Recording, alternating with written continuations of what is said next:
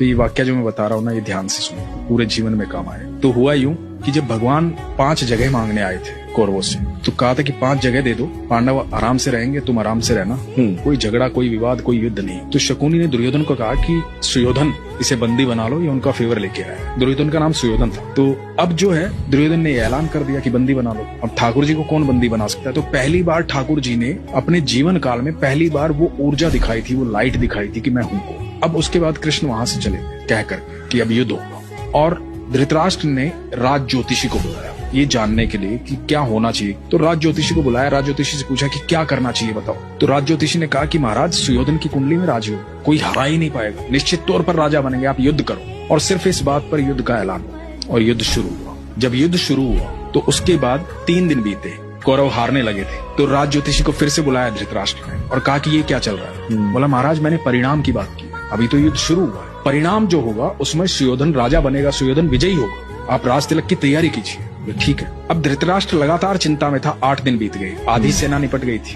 कौरवों की। अब ये दिखाई दे रहा था साफ साफ कि कौरव हार जाएंगे, पांडव जीतेंगे। तो फिर से बुलाया गया राज ज्योतिषी को। धृतराष्ट्र बैठे हुए हैं, महात्मा विदुर बैठे हुए हैं, और राज ज्योतिषी को पूछा गया कि भाई ये क्या हो रहा है? तो कह रहा था कि सुयोधन राजा बनेंगे। अब तो 8 दिन बीत गए, आधी से ज्यादा सेना निपट चुकी है हमारी।